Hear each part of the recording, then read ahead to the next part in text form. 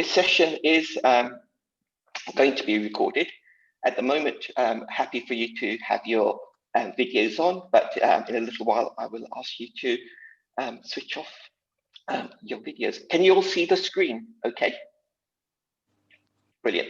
And what sometimes helps is if you put it on speaker view, then you can see the screen on one side and whoever's talking next to it. That sometimes helps. So speaker view you can use and put it to 50% each or whatever mode you like.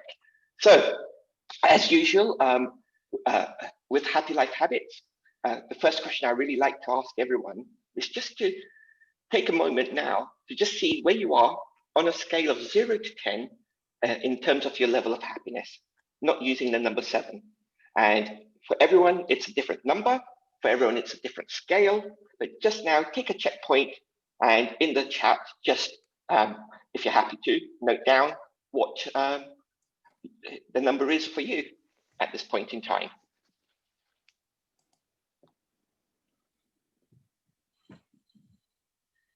Excellent. And really, all this is just there as a checkpoint for yourself to just be aware of where you are at this point in time. And if it's not a number you're happy with, there's things you can do about upping that number. And if it's a number you're happy with, brilliant. And we have a good variety of numbers there, so that's excellent. And as I said, key aspect is one, for you to be aware of what your number is and how you can be aware of it to improve it. Okie dokie. Next slide. So the ground rules for the session. So this session is being recorded. So if you have a mobile phone next to you, if you put that on silent for the duration of the session, that would be wonderful. If you can stay on mute for the duration of the key part of the session, that'd be great. In a moment, when we start the videos, I'll ask you to switch off, yeah,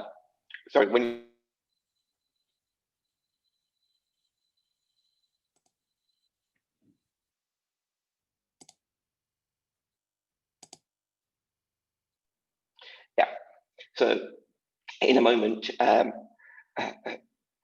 when we start the interview, we'll ask you to have your video switched off so we can record it and you can just focus on the interview with between Nick and myself.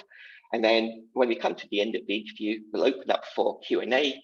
And at that point, you can switch on the videos and ask the questions that you wish to. And we'll work our way through till 9 o'clock in that manner. So, short introduction. I'm Shani Shah. I'm a happiness coach, trainer, and speaker, trained in the science of happiness, and through Happy Life Habits, possibly impacting people's happiness and well-being levels. And this is to community groups, individuals, and companies. And this is the stuff I love to do. So today's event is called Inspiration Point. It's a Happy Life Habits project, and this is really stemmed from having an environment where we can have inspiring, positive, extraordinary people sharing their journey, their challenges and turning points and daily habits, and learning through their journeys of personal development, happiness and spirituality. During the next few months, especially here in the UK, it's going to get colder, it's going to get darker earlier, and we're going to be more restricted in where we can move around.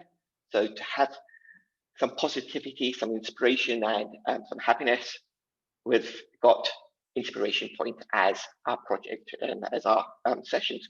So everyday people coming and sharing and inspiring us. Inspiration Point takes its name from a place in Bryce Canyon in the USA, where last year my family and my brother's families and 9 of us went on a trip there, and early morning we woke up and did a walk along Bryce Canyon to watch the sunrise, and then a few of us carried on that journey, trekking, sometimes looking back, sometimes looking forward, and sometimes just enjoying where we were to reach our destination of Inspiration Point and enjoy more of the views. And in a way, that journey was very reflective of our journey of life as we move on. Sometimes we've got to stop and look back from where we've come from. Sometimes we've got to enjoy where we are. Sometimes we've got to look to where we're heading. And during that time, one of us may be leading, someone else may be leading. We encourage each other, we support each other on this journey. And that's the idea of Inspiration Point. There's more information on the website if you'd like to read more.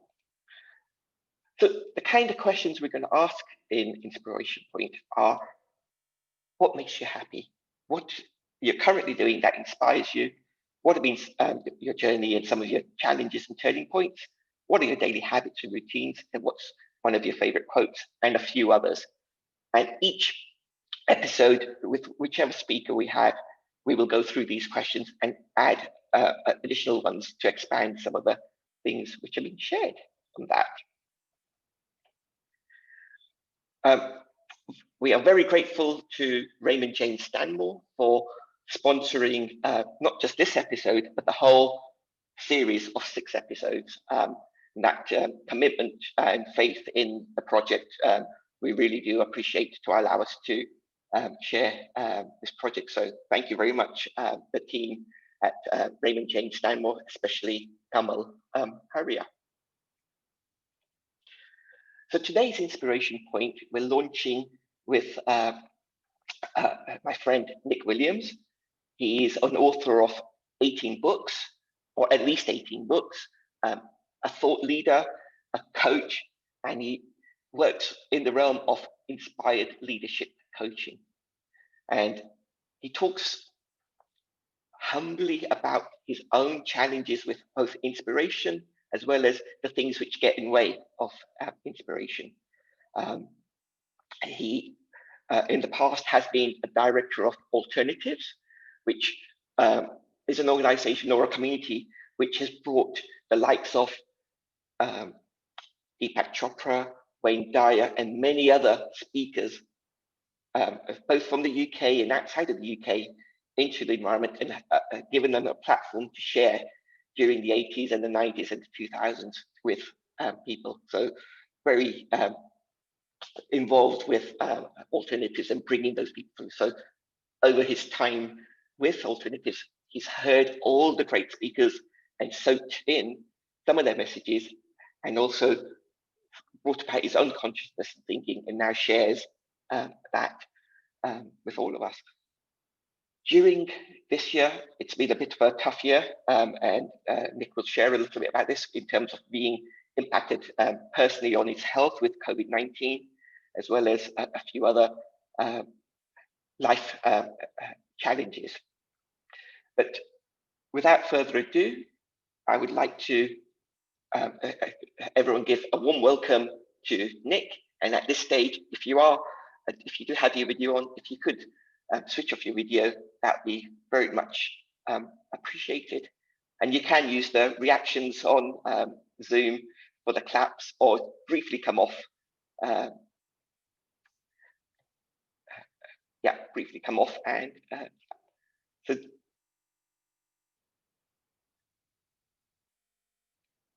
we can switch over. And Nick, let's have a conversation. Sick. Okay, brilliant.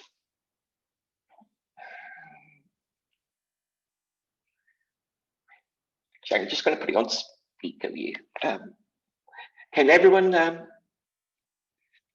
see it? Okay. And sorry, I was on mute. I couldn't speak. Okay, brilliant. I'm not used to being muted. That's the power of this technology. Yeah. Great. Okay. Well, thank you so much for inviting me. It's lovely to be here. Excellent. So the first question really I'd like to ask you is, and for everyone listening in, also, as we ask these questions and Nick answers them, think of the answers for yourself as well. So Nick, what makes you happy? Well, a lot of things over the last few months have helped me be happy. Just the sunshine, being outside. I have a hobby that locally to where I live in Finchley, I've been playing lawn bowls, and I've loved being able to be outside and be with friends and play a game I enjoy. My partner Helen makes me happy, and we were adopted 3 years ago by a stray cat who moved in with us, and he is still such a source of happiness and delight to both Helen and I. Every time he walks through the back door, I'd say thank you for coming back and living here, and thank you for adopting us. And yeah, so just lots of things like that. Friendship, soul family, and conversation. I'm somebody who thrives on conversation. I feel like my life evolves one conversation at a time, and great conversation and connection makes me happy. Is that enough? That is good. There was one thing you had shared, which I'd like to explore. You had mentioned on the form to me was expressing love. Yeah, well, all those things that I mentioned in a way are expressing love, but yeah, I think love and happiness are two sides of the same coin. They're facets of the same thing. So just for me, friendship, sushi, my partner, sadly my mum who died a few months ago, but any way I can express love, for me, this makes me happy. This is a form of expression of love for me. To even have this conversation with you is, we're having a great connection and conversation. People are eavesdropping. If there's something I can do that sows a seed in somebody's mind or nudges them or helps them feel better about themselves, to me, that's an act of love, and that makes me happy. Wonderful, thank you. So I'll move on to the next one, which is, what are you currently doing that inspires you? So what projects and what things are you currently doing which inspire you? Yeah, well, I think, you kind of alluded to it. I think many of us probably have, in different ways, but I've had a pretty tough 5 or 6 months, probably 7 or 8 months. I was ill, as you know, in March. I think I probably had COVID. I never got tested, but I was extremely ill for a couple of weeks. My partner was unwell. She needed an appendix operation. My mum was unwell. She was in her care home. I went to see my mum and she got a bit better, but sadly she died at the beginning of May. So with COVID, with illness, with death, bereavement, I was, not in a dark place, but I was just suffering a lot. So I think, what's kind of inspiring me today is just witnessing, I suppose I'd call it the power of renewal to some extent. I know how far down I was 6 months ago, and I know how far back up I've come now. And part of me has done that consciously, but I also just believe that there's some greater power, whatever name we might like to give that, whether that's life, the universe, God. To me, it doesn't matter what label you put on it, but there is a process of life that takes our suffering and turns it into something else. So that's inspiring me at the moment, the fact that I was ill and depressed a few months ago, and now I'm much more happy and much more inspired. So, that's inspiring me. And one of the things that I do that regularly, keeps me connected to my sense of inspiration is writing.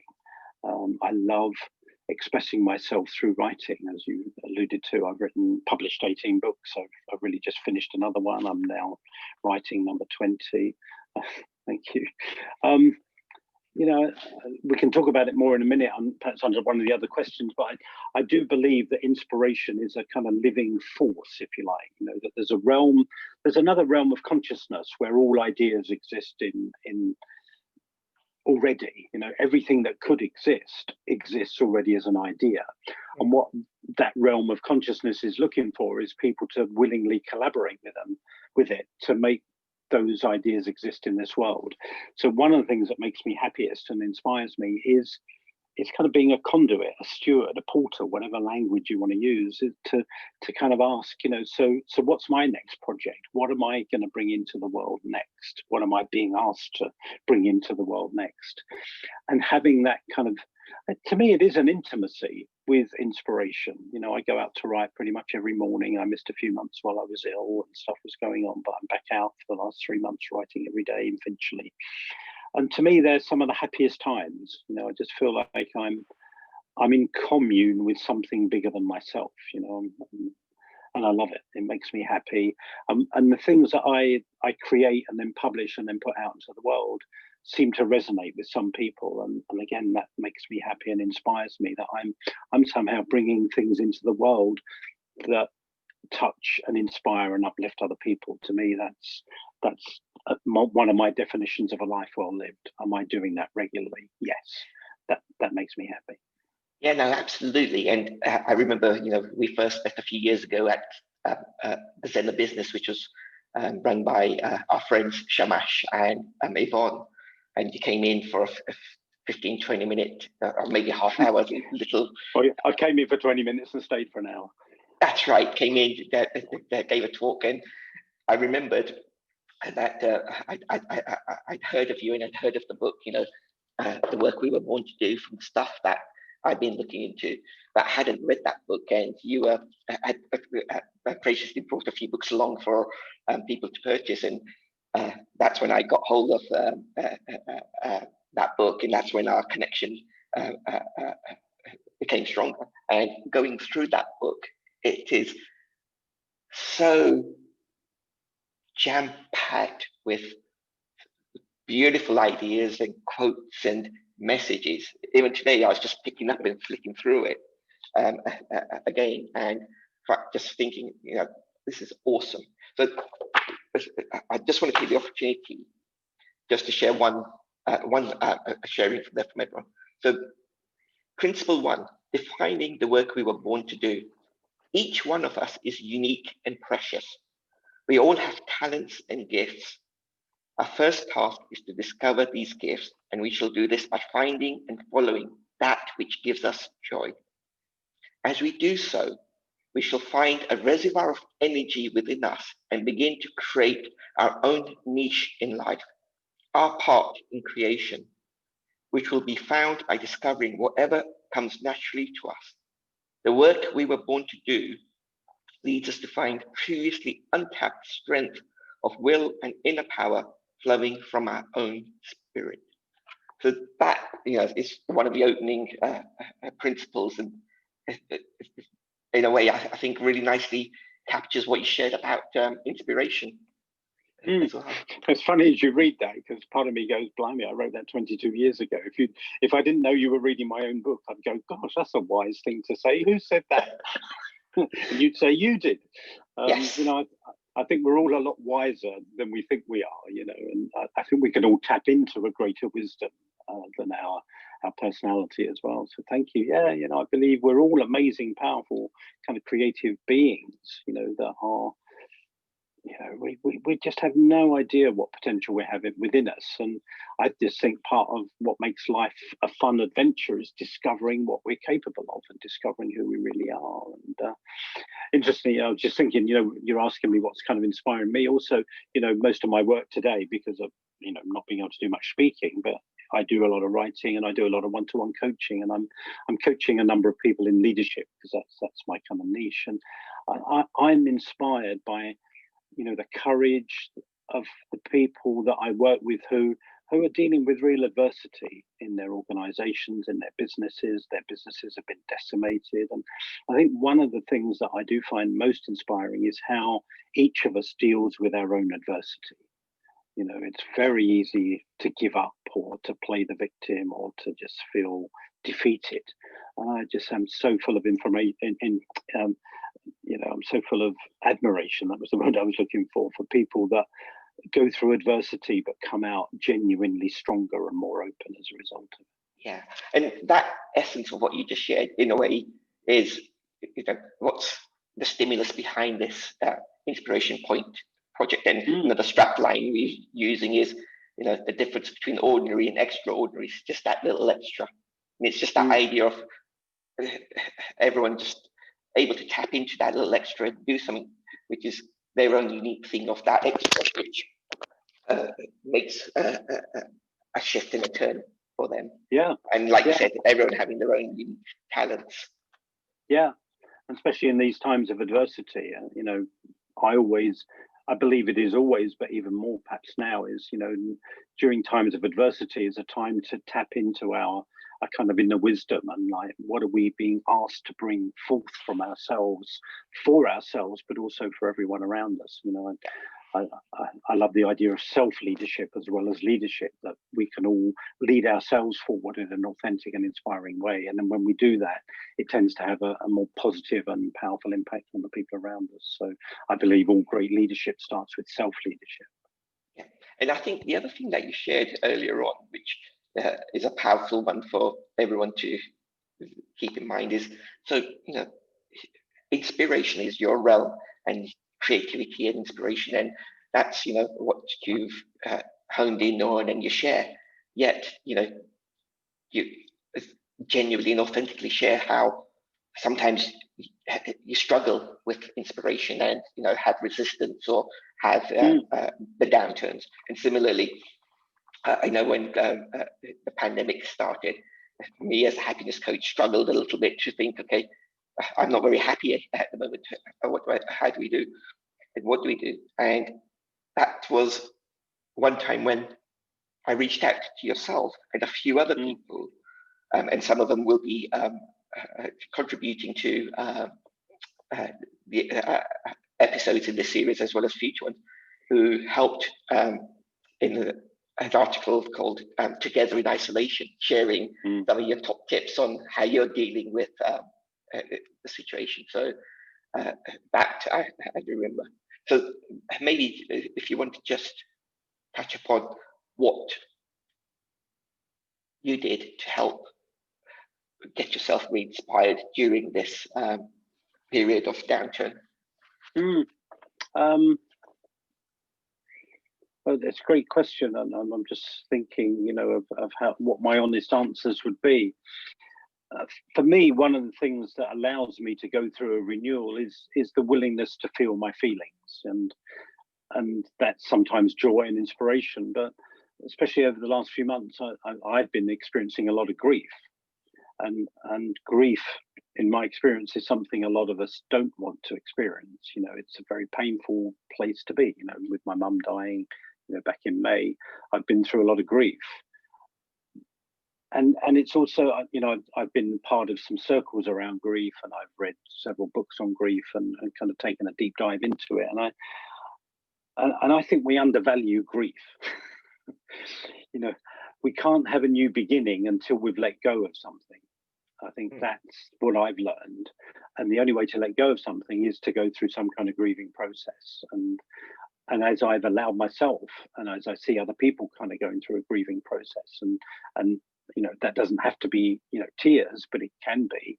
But as I've allowed myself to go through that grieving process, this renewal has been bubbling up in me. So I think for me, going through grief, letting go, not throwing away. I think there's a difference for me between throwing something away and letting go of my attachment to it. We all know that when somebody dies, you have to let go of your attachment to them, but that doesn't mean they don't live in your heart and that you still love them, but they're not there physically to have that kind of same relationship with anymore. But I think paradoxically, the more we hold on to things, the more we're actually blocked. And it's really got me thinking of the last few months. I don't know if this is slightly tangential, but it's got me thinking how I actually believe that grieving is a leadership quality, because the other side of it is what happens when we don't allow ourselves to grieve. And I think we become very brittle, very defensive, very dogmatic. We become hardened. Yes. And I think so. A lot of leaders, I think, are people that haven't allowed themselves to let go of things that have hurt them or heartbroken them in the past. And a lovely quote I came across about grief in the last couple of months was, "Grief is a wonderful solvent. It can soften aspects of the heart that nothing else can soften." I just thought, whoa, what an incredible thing.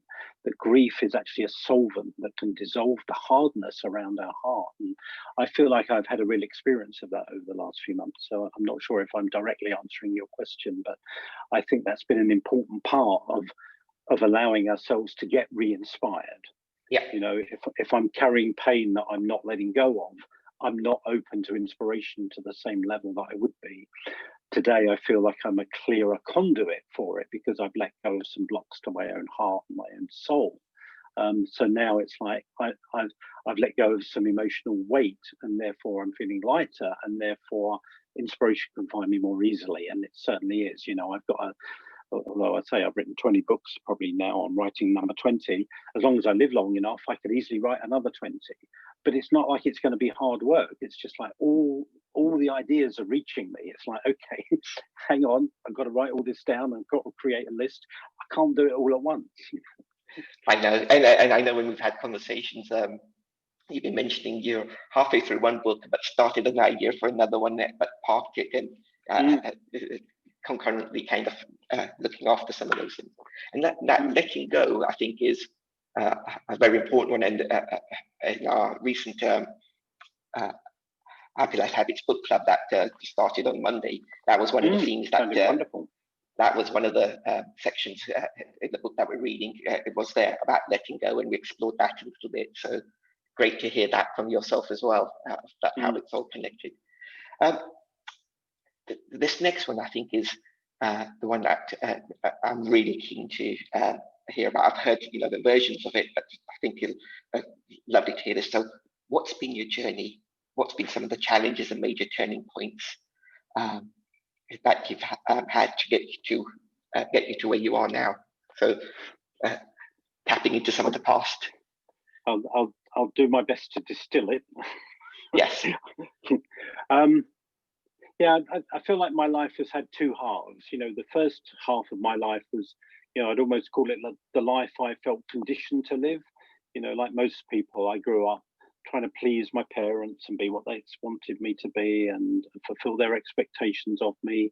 And also part of me was kind of rebellious to that. But, I went down a conventional career path and did all the things I thought I wanted to know I should do and might please them. But it didn't really make me that happy, So I decided back in 1989 to leave a kind of corporate career selling computers in IT and go on a bit of an adventure. I went traveling for a few months and then come back with the intention of starting my own business. But what I found was that when I was ready to start, when I was at the point where I should have been starting my own business, and I say should in inverted commas, I just slumped into a depression, and I didn't start my business in a blaze of glory and inspiration.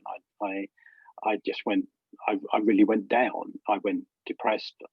To be honest, I was quite suicidal for a while. I just thought I must be stupid to have left this well-paid corporate career to start my own business. What a stupid thing to have done.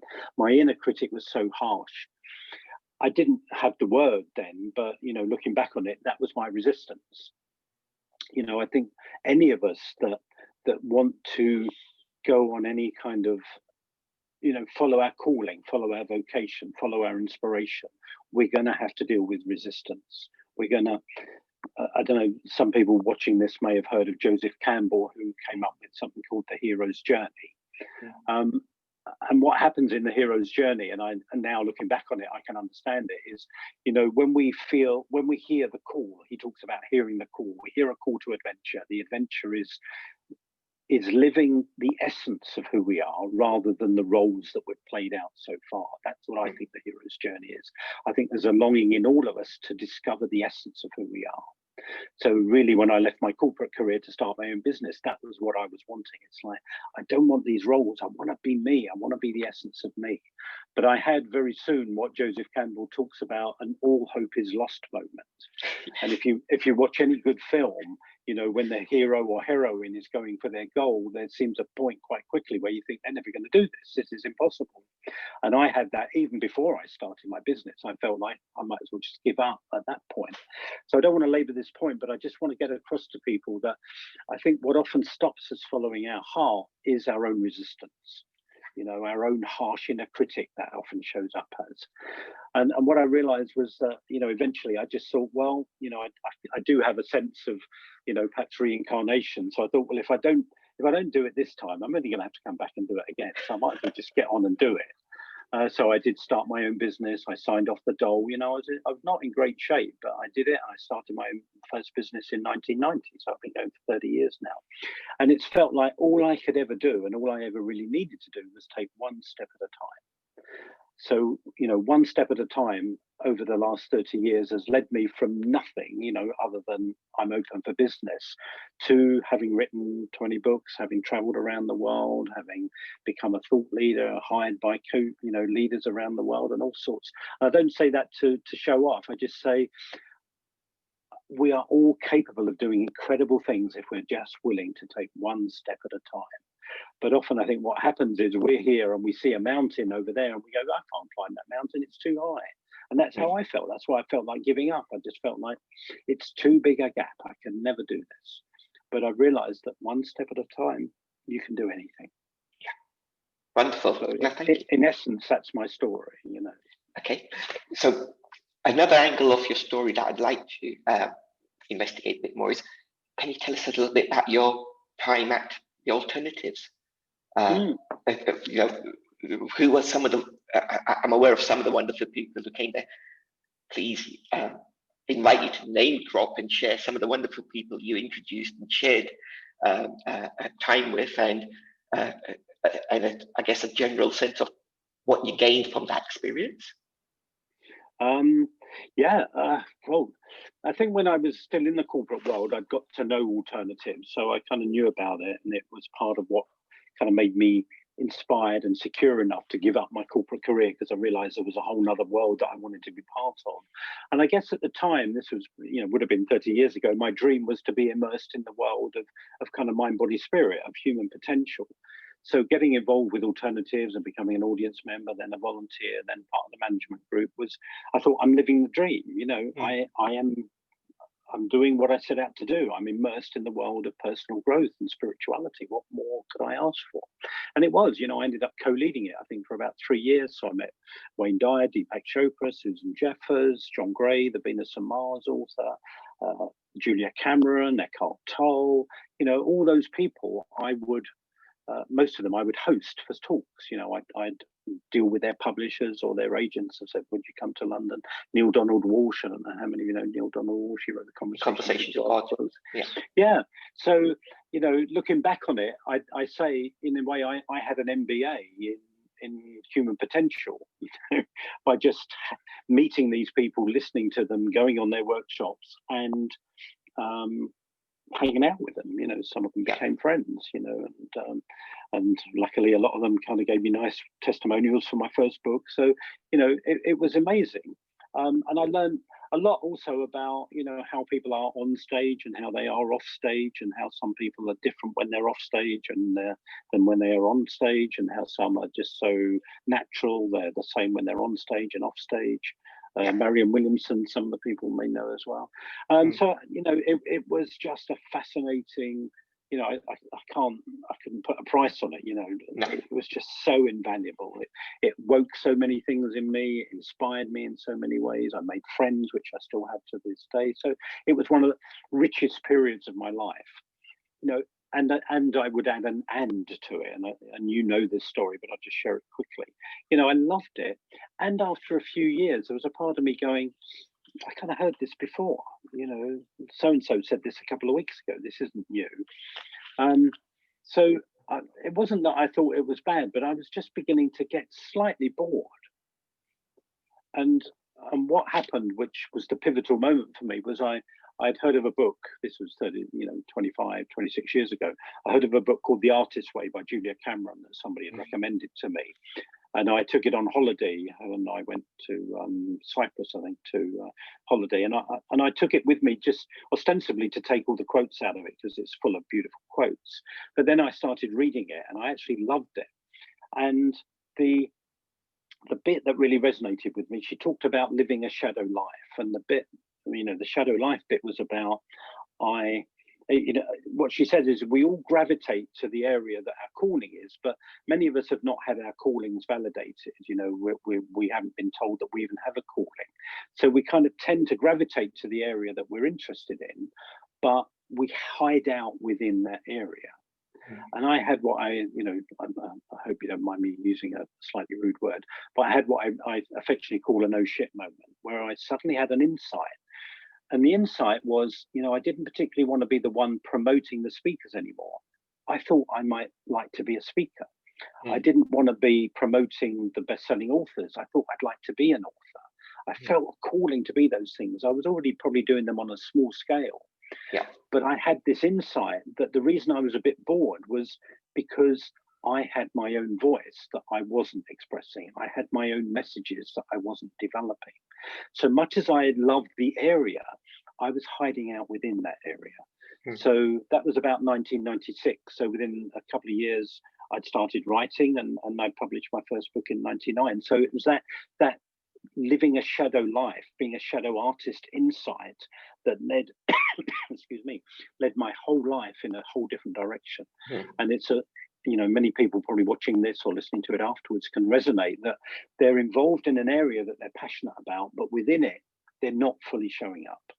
And basically often we do that because we don't have enough confidence in ourselves, we don't believe in ourselves enough. I didn't have a clear moment where I thought, you know what, everybody wants to listen to me. I've got something wise to say, that, the world's going to beat a path to my door. I didn't feel like that at all, but I just thought, I hope I've got something to say, and I want to see what that is and if I can say it.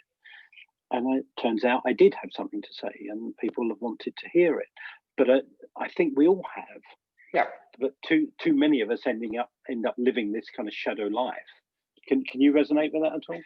Absolutely. I think most of us can resonate with that, with those thoughts, definitely. And that's part of, I think, the search that often people are on when they're feeling disconnected or disharmonious in that way. So, yes.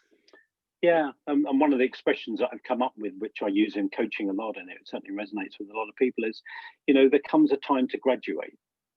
And graduation is not about, changing direction necessarily. It's graduating is job done. I've learned, it's time to go to the next level. And I felt like that's where I got to with alternatives. I loved it.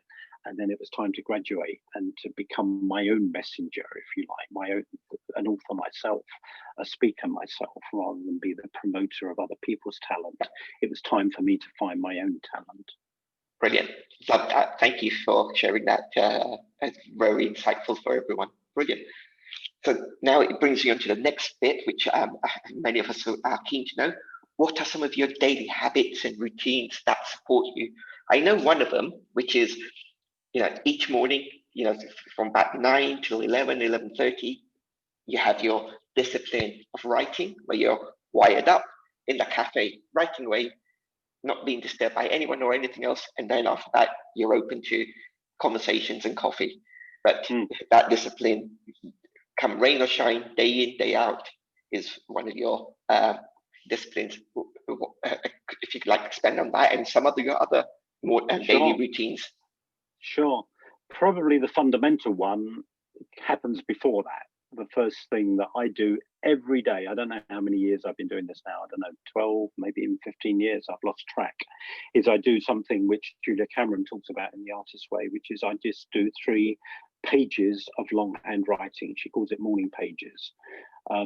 I have not missed a day for 15 years when I've been ill, when I've been in deep grief, I've only been in hospital once, but when I was in hospital, the only thing I would never compromise on is morning pages. It has become an absolute devotion. I could just about leave the house without having a shower or cleaning my teeth if I needed to. I could not imagine meeting the day without having done my morning pages. Yeah. To me, it's a constant way of keeping my psyche, my energy moving, if you like. Things surface in that. I just keep myself going. It's like doing a bit of self-therapy every day. So that happens first thing in the day. Then I always go for a walk every morning. Then I go home again. Then I go out and do my writing. So there's things that happen before I do that. So they're probably some of the biggest fundamentals. I am a student of something called A Course in Miracles, so I reflect on that regularly. I think each of us probably needs to reflect on some kind of spiritual text that we really value. But it's interesting you use the word disciplined, and I know you've heard me talk about this, but I think a lot of people think you have to make yourself do habits. And what I've found is that I would not use the word discipline so much. I think sometimes we need to use the word discipline to get ourselves going. But I think you've heard me quote this before, but I read years ago, probably about 12 years ago, a quote by Luciano Pavarotti, who's one of the world's top opera singers, and somebody said to him, I hear that you still practice and rehearse 6 hours a day or whatever he did, and they said to him, how are you so disciplined to do that? And his response to me just hit me between the eyes. He said, it's not discipline, it's devotion. There's a big difference. And I think, when we approach habits as acts of devotion, they have such a different quality to them. In my younger life, when I was, 30 years, 40, 35 years ago, I used to go on Tony Robbins workshops. And to me, it was all about discipline. How am I going to make myself do this? How am I going to break through my fear? And I'm still always asking that question, how do I break through my fear? But I do it from a different place now. What devotions are going to allow me to break through my fear, rather than how am I going to force myself to break through my fear? So to me, the quality of devotion is giving yourself to that which you truly love. And I give myself to writing, I give myself to speaking, I give myself to broadcasting, I give myself to my partner, I give myself to my cat, that kind of feeling. It's like, what do we want to give ourselves to and hold nothing back? So to me, that's the quality of great habits. So I know that's a long answer to your short question. No, that's wonderful. And I'd forgotten, actually. I think one of our conversations over the years, I think you had shared that we both had the same connection in terms of, having gone to Tony Robbins workshops, and that I'd forgotten that. But also, a couple of the other people who were in the episodes in this first series, I think 5 out of the 6 have definitely done Tony Robbins as well. Okay. And 4 or 5, hang on, 3. Yeah, I think 3 of this first series have also been contributors to the Together in Isolation article during the pandemic. So a few connections there. Brilliant. What's one of your favorite quotes? Okay, I'm going to read the first. Yeah, well, I'm drawing on your culture here. It's all our culture. I came across this, about, 35 years ago, I came across this, and I'll read it and then I'll tell people where it comes from. When you work only for yourself or your own personal gain, your mind will seldom rise above the limitations of an undeveloped personal life. But when you are inspired by some great purpose or some extraordinary project, all your thoughts break your bonds, your mind transcends limitations, and your consciousness expands in every direction. And you find yourself in a new, great, and wonderful world. Dormant forces, faculties, talents become alive in you, and you discover yourself to be a greater person by far than you ever dreamed yourself to be. Now, I think I did a word count on that, and it's 88 words. But those 88 words have been some of the most pivotal words in my life. They come from Patanjali, I'm never quite sure how you pronounce it, 23 centuries ago. And when I first came across them, it was like something had hit me in my solar plexus or in my heart. It was like, whoa, is that really true? So to some extent, my life has been a living experiment in whether that quotation is true. I don't know if we could post it somewhere on the chat if people don't know it, but it's by Patanjali. But yeah, I've read that of the Yoga Sutras. Yeah. Yeah. I've read that quote in 17 different countries around the world, and everywhere. Most people can resonate with it and go, "Wow, that's amazing." But I could give a lecture just on that quote and the wisdom that I think it contains. But that, to me, every time I read it and every time I share it, still gives me goosebumps. Okay, I'm going to take you up on that. One of our future sessions, we're going to take that quote and explode it. Okay. Brilliant. Lovely. So what's one of the achievements that you're most proud of, or what are some of the achievements you're most proud of? Well, if I had children, I'd say children, but I don't have children. It sounds funny, but given what I described a few minutes ago, one of my proudest things is to be honest, just still being here. There are times when I've not wanted to be here. and the fact that I am still here, I'm very proud of. I've dealt with so much of my own resistance, so much of pain that I've carried with me. I don't know where that pain has come from, but just to still be here, I'm very proud that I'm still here and still doing my thing. Becoming an author, is one of the proudest things. Staying in a relationship for nearly 25 years and still being friends and loving each other after 25 years, I'm proud of. But I'm slightly reluctant to say it, but it's true, so I don't want to hide it. I am very proud of how many lives I've touched. And I don't mean that just me personally, but by being a steward for ideas and bringing ideas into the world, I am proud of being that conduit. And, still getting emails from people around the world going, I've just read one of your books and it changed my life. It's just like, I'm so proud that I show up and do my part of the deal, which is to create stuff, put the stuff out in the world, and then the stuff has a life of its own. But I'm proud that I do my part of the deal and show up and share my messages and creativity. So those are some of the things that I'm most proud of. Now that's awesome. And I remember you have shared before that part of it is just making sure you show up, and we can explore that another time. You shared a touch on this, but maybe expanding a little bit more. One of your favorite books and why? Probably the thing that's been most life-altering for me is a book called A Course in Miracles. It's described by different people in different ways. One person I know calls it a book of spiritual psychotherapy, which is enough to put most people off it forever.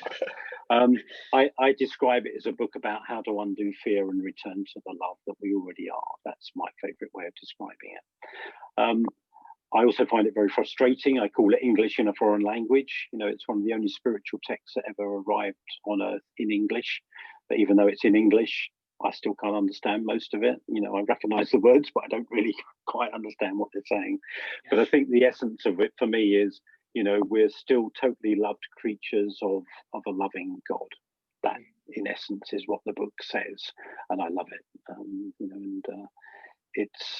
It's transformed how I think of myself and I think of the world, really, and my part in the world, and that the world needs to shift its consciousness from fear to love.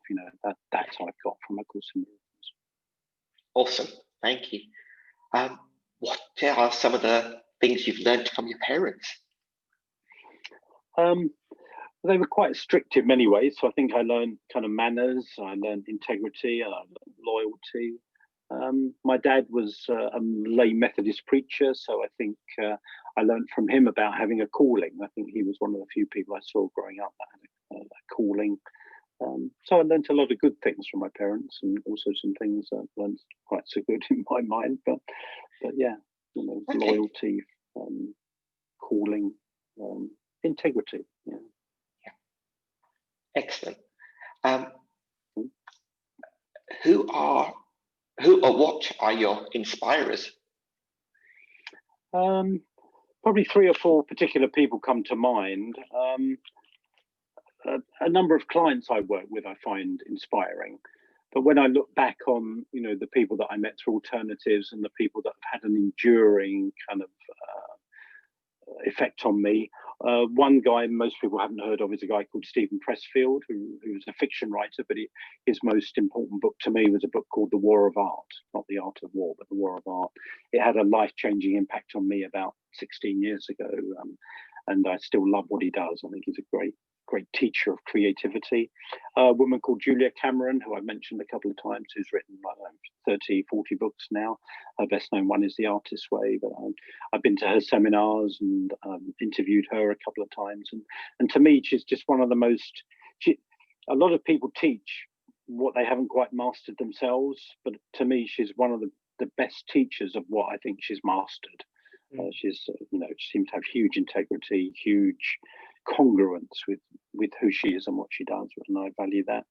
Another woman I find very inspiring is a woman called Elizabeth Gilbert, whose best known book is Eat, Pray, Love, but she also wrote a fantastic book called Big Magic, and I did a workshop with her in London a couple of years ago, and I just find her, again, her level of humanity, her level of openness and transparency, very inspiring. So I noticed that the people I find most inspiring are often in the realms of creativity. In terms of leadership, I did get to meet Desmond Tutu a few years ago and spent an evening with him in London. I found him incredibly inspiring. So people that are generally involved in the realms of creativity and leadership, I find inspiring. And spirituality, yeah. Yes, no, I resonate with that a lot. So this question wasn't one which I shared with you, but I'm going to bring up on you. Oh dear. No, it's all good. What is something that I haven't asked you that you would love to answer? A double whammy there. Or what is something you'd like to share which hasn't been asked?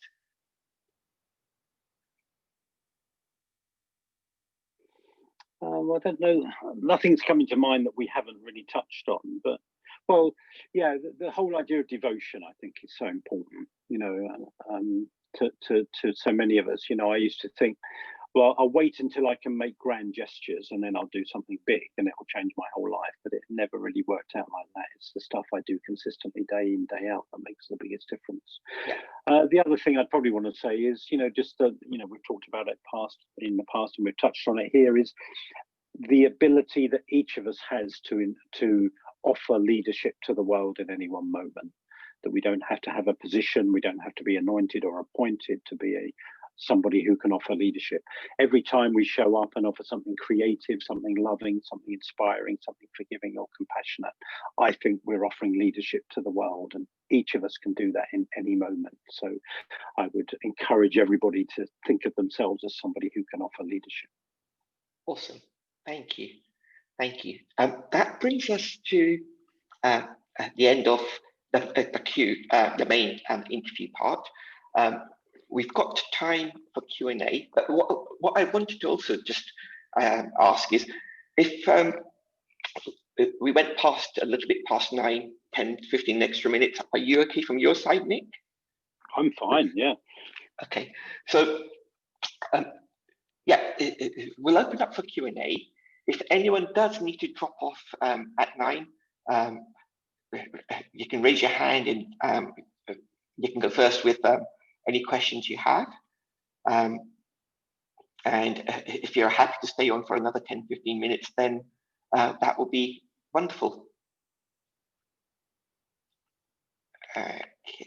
And if Harshita and Brittany, if you are able to help us determine who's asking any questions, if there are any questions, that would be great.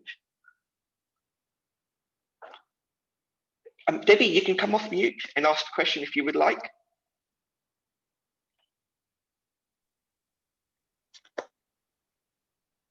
Hi, Nick. Hi. Hi, just wanted to know, for fun, what quirks do you have? Define a quirk. Something that maybe I would find interesting and amusing at the same time. Oh, great.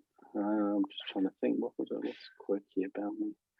I think I have a quirky sense of humor, which doesn't always come out in these kind of situations, but my partner and I, we laugh about such silly things at times. So I have a quirky sense of humor. And probably the fact that, you know, I often think I'm quirky because I love playing lawn bowls, you know. If I was talking to the younger me saying I would love lawn bowls when I'm older, I would have thought you boring old whatever, you know, that you're going to play lawn bowls, but I actually love it. So I find it something a bit quirky about me, but I don't do it to be quirky. I do it because I love it, and I love being outside, I love being with people, and I love the game. So I don't know if that answers your question. Yeah, that's good. Oh, I don't know what long balls is, so lawn bowls, you know. Oh, lawn bowls. Yeah, that you play outside on the green. On greens, yeah. Yeah. I play in Finchley where I live. So thank you for asking. Thank you. Thank you, Debbie.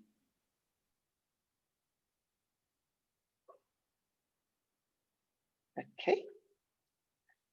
Last chance if anyone else has any burning questions that you'd like to ask Nick.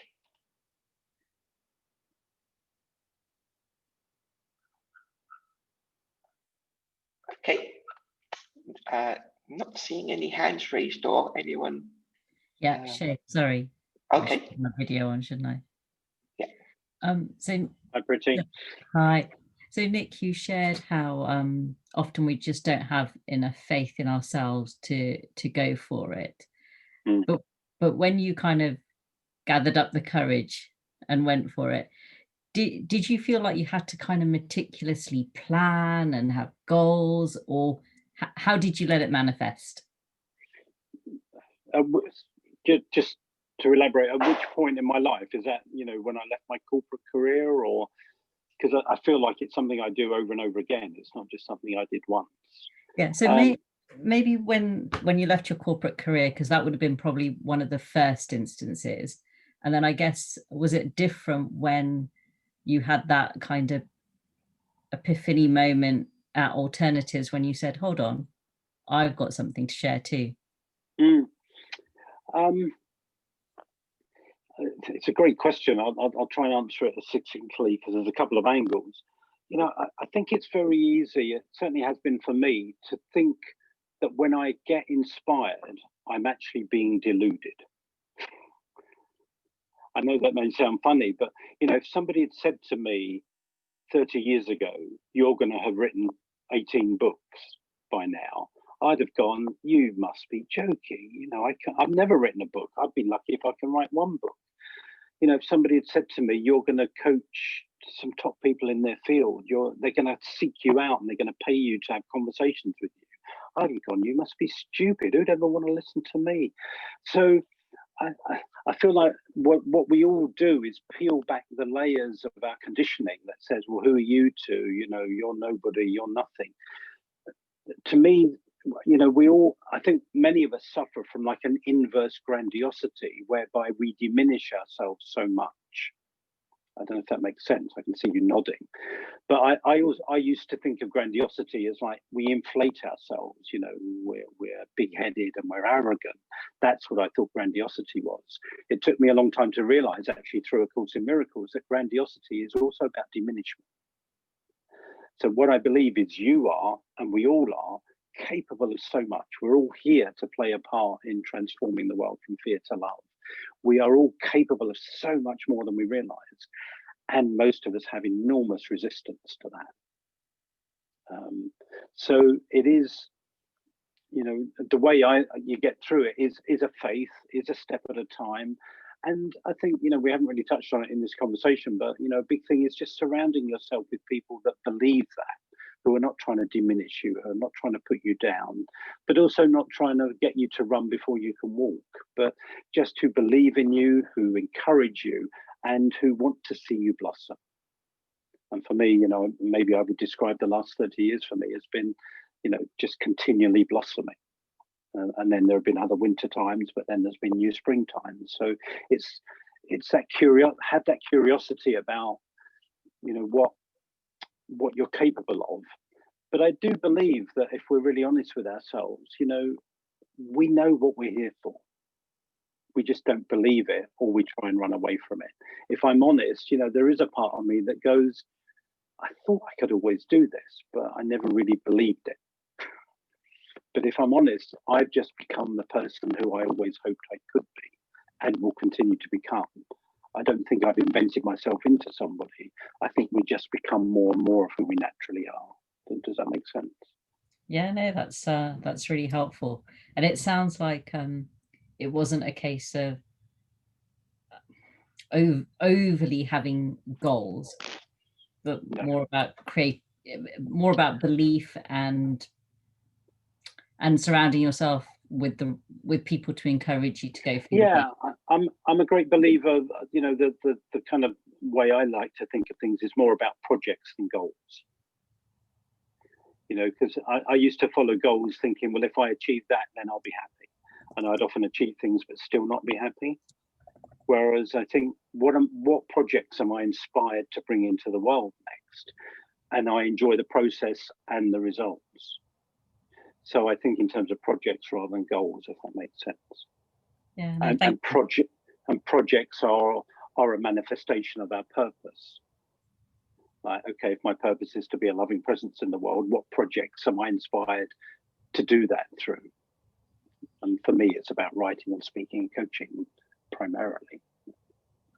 Yeah, no, that's beautiful. So it's that expression and cultivation of your virtues and qualities and who you, in essence, are. Brilliant. Yeah. Thank you. So I'm going to share the screen again as we come towards the end of the session. Again, very quickly, if everyone is happy to just use the scale of 0 to 10, not using the number 7, just take a checkpoint of where you are at this point in time, and hopefully it's the same as at the start or much higher with that. There. Excellent. And the other question I'd like to just ask is, for anyone who's experiencing this as their very first Happy Life Habits experience, if you could just in the chat, just drop a note on how you found it or where you heard it from, that would be excellent. Yeah, a warm welcome to you if it is your first experience, and a re-welcome to those who are part of the Happy Life Habits community. Thank you for being part of this project. So thank you to all of you for taking part in this first episode of this first series. A really huge thank you to Nick for sharing your wisdom and agreeing to be part of this first episode and share inspiration for Inspiration Point. And thank you to all the supporters and sponsors who've helped allow this event to happen, as well as sharing with so many people to encourage them to take part with this. If you want to find out more about Nick Williams, website is iamnickwilliams.com. And on that site, you can find out some of the projects he's up to and how to be contacting Nick. And if you would like a signed copy of the work you want to do, be inspired, be inspiring, be yourself, or any of his other books, you can purchase them off the website and get a signed copy sent through to you on that. And we will look to have Nick with us again in the future. And one of the ideas exploring with Nick for the new year is perhaps, in addition to the Patanjali quotes exploration, is one of his books being part of Happy Life Habits Book Club. As part of this series of Inspiration Point, next week on Tuesday, we have Anuj Shah, the Zen pharmacist, sharing with us. It's at the same time. Tickets are available through Happy Life Habits website, so you can sign up for those for tickets for that event. And Anuj is my older brother, and we'll be sharing some of his story, journey, and going through similar questions that we've shared here. And the week after that, we have another friend of ours who is Obi, a chocolatier, the chocolate detective.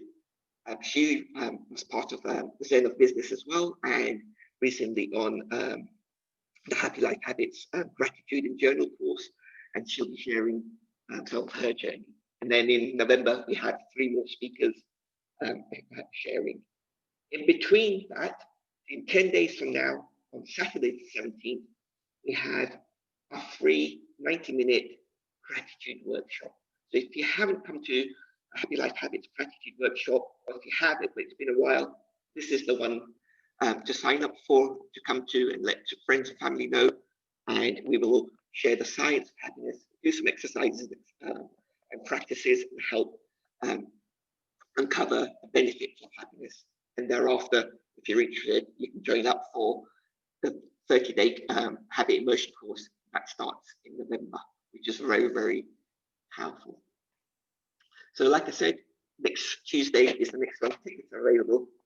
Please do sign up sooner rather than later if you are interested in joining that. And keep an eye out on the website for more information, or sign up to Happy Life Habits emails or the Facebook page. And thank you all for partaking and joining us this evening, and bid you good night, farewell, and see you at the next event. And thank you for doing it. Thank you. Bye. Thank you.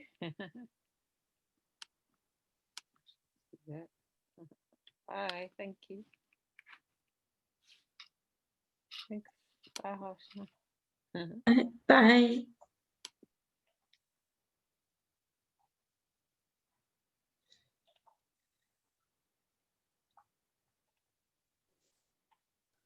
Thank you, Shirley, May, and Nick. It was fantastic. I really, really love listening to you. This is Lakshmi, by the way. Yes, I recognize.